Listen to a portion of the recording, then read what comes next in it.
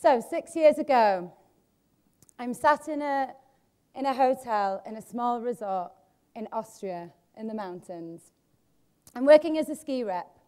2 weeks before, I'd applied for a position in Hong Kong. I was eagerly waiting for a response from my agent. That morning, I woke up to an email saying that my application had been successful. I was over the moon. I called my agent excitedly. She said, "There's just one thing. The employer wants to meet you in person." I explained that this move to Hong Kong I was doing alone, and I didn't want to arrive without a position already secured. I explained that I was in a small village in the middle of the Austrian Alps. She replied excitedly that the employer was also in Austria at that time. We found out that the employer was only 20 minutes away from where I was staying. So the next day, I drove over, had the interview in the Alps, and that was where my Asian adventure began. In those early days, I had no idea about Hong Kong, about the city, and what to expect. This job seemed to appear in my path from nowhere, and it seemed almost like it was fate for me to come here. I took a leap of faith, and I followed my heart, my instinct, with a little guidance from my higher self. Arriving in this exhilarating and breathtaking city, with such energy, was incredible. But naturally, every time I arrive in a new city, the first thing I look into is the night scene. It's the culture, the music, and what there is to do. I was bewildered to find that the majority of people were hanging out in bars that were booze-filled, with commercial music, and there was a big social culture around sporting events. There were a few small collectives forging the way for the underground scene, and there was one music festival who was bringing in international acts for the Hong Kong community. But I was at a loss to mainly see commercial creations. There was very little in the way of celebrating diversity and connection for the Hong Kong people who are right here, right now. So why should we all be here alone when we can all be here together? I'm here to talk to you about what I've learned whilst hosting community events in Hong Kong. I'll talk about dedicating the last decade to bringing events to Hong Kong and inspiring people through shared experience. I'll tell you about a festival on a secret island where we forged the power of the collective through simply bringing joy, connectedness, and togetherness. Firstly, I would like to share with you my experience of hosting events in Hong Kong. Share with you the challenges, the highs and the lows, and the power of passion, and also the value of a supportive network. Secondly, I'd like to share with you how I feel shared experiences can enhance our life and connect people on a deeper level. This brings more meaning to life, I think, than material possessions. I'm also going to discuss how globally conscious festivals have and continue to bring about positive change, and how together we should all be participating in this to bring a more connected, fulfilled, and joyous society. So it didn't take me long before I began hatching plans to celebrate the diversity and the people of Hong Kong. In these moments, I realized that I must create something that brought all of these people together, a community-focused and social and cultural event for this diverse city.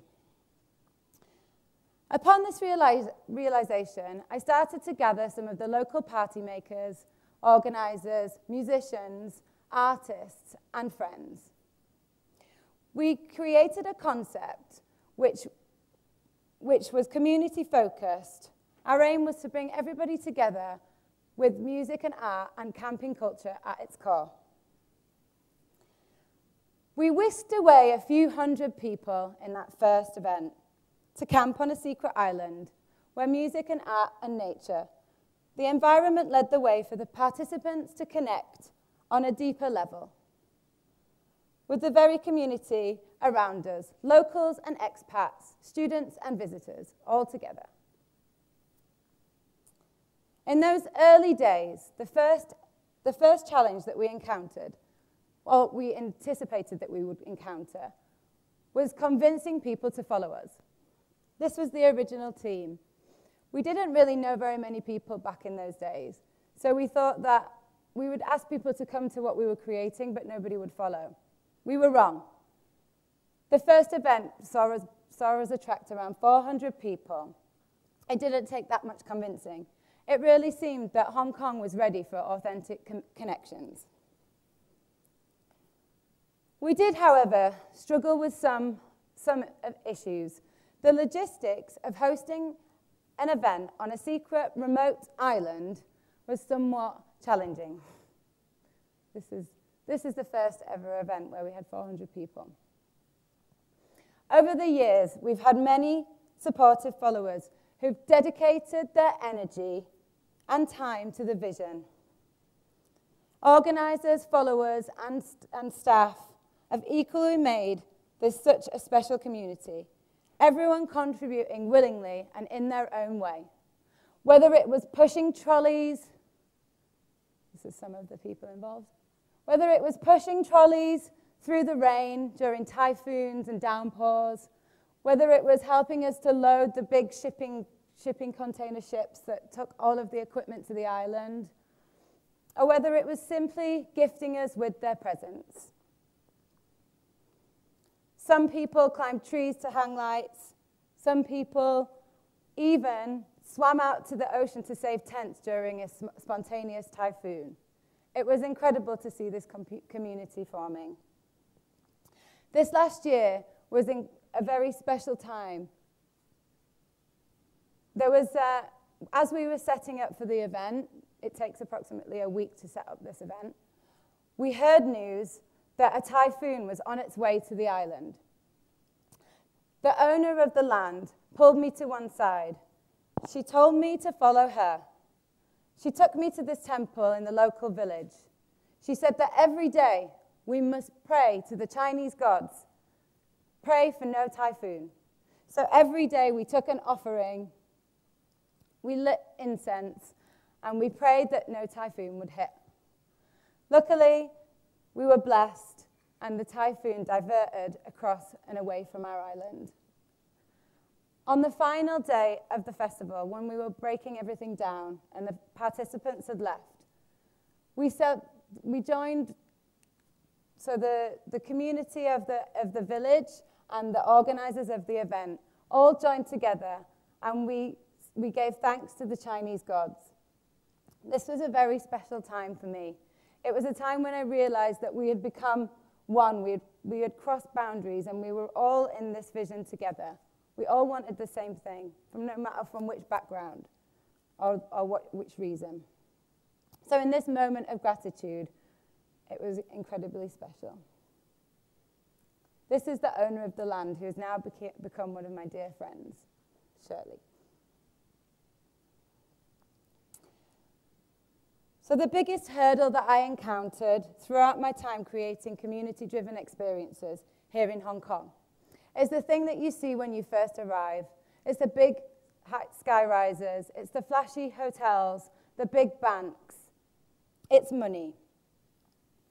Financing these events wasn't a breeze.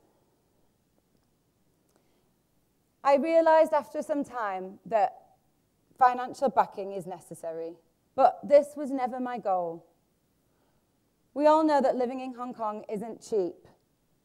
With high rental costs and staffing and production costs, it required a lot of guts and drive and a hell of a lot of risk-taking. I took those risks. I had drive in my gut and direction in my heart. And while sometimes this isn't enough, without the chance of failure, innovation cannot be born.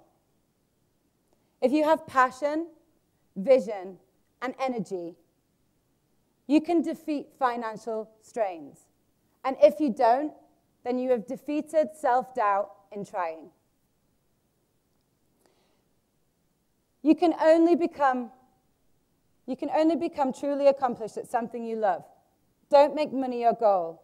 Instead, pursue the things you love and do them so well that people cannot take their eyes off you.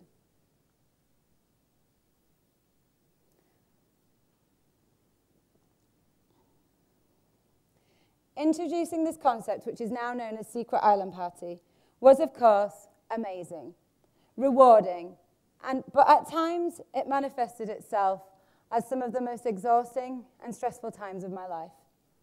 But at every hurdle, passion and belief that I had of creating community, liveliness and connection, I knew it was the right thing, and this was what got me through. It's everything that I do, and it's everything that I believe in. And it's everything that I will continue to do in the future. We are urged to follow our passions as humans.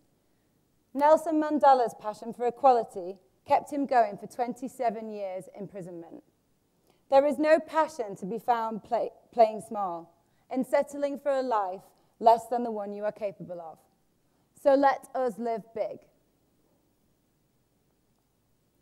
When I'm in a crowd of people, my heart lifts and joy spills out of me. It's in these moments that I feel the most alive. On the 7th of November, my parents got married after 30 strong years of love together. This is them, the happiest I've ever seen them. At this time, our whole family joined together for the first time in over 6 years. I flew from Hong Kong, my sister flew from Australia, to share this one day together. The experience of this, coming together, the celebration of sharing love, will stay with us forever. Birthday parties, leaving parties, even funerals, these moments of shared time are what we remember when we look back on our existence. Facilitating moments where this personal connection can happen in a beautiful environment with great music, good nature, and moments of joy. The energy felt in the crowd of happy faces is what keeps me doing what I love.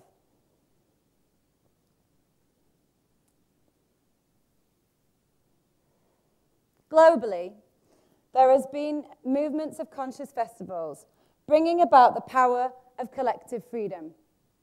Across Europe, in Australia, and the Americas, in history right now, these events bring about transformation, aiding communal progression, happiness, and the journey to the authentic self. People express themselves freely, immerse themselves in the arts, exchange ideas, and interact with others, building a collective force. Within these environments, possibilities can be discovered and made real. Participation is what creates these communities and what makes the entire experience come to life.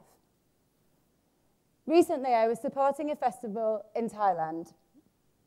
This sat in line with the values that we were creating in Hong Kong. Not only was this festival supporting the community of the people attending it, but it had sustainability at its core, investing in the land. We saw them encouraging local community, and they created a stage entirely from rice. This was rice from the local farmers' yields. Hosting talks and seminars from local heroes whom came from the local regions. They were using this experience and the community to catalyze positive change for the people and the planet, demonstrating the power of the collective in a phenomenal way. Leading me to my summary. Hong Kong and Asia are now beginning to place value on experiences and experience-led events, understanding the power of connection and community and embracing the collective. These experiences can be a catalyst for change, a breeding ground for creativity, passion, and compassion. So support your local connector, attend the events, facilitate and aid in the bringing together of people, attend the groups, the sessions, the events, and experience life. Happiness is within you, and together we share it.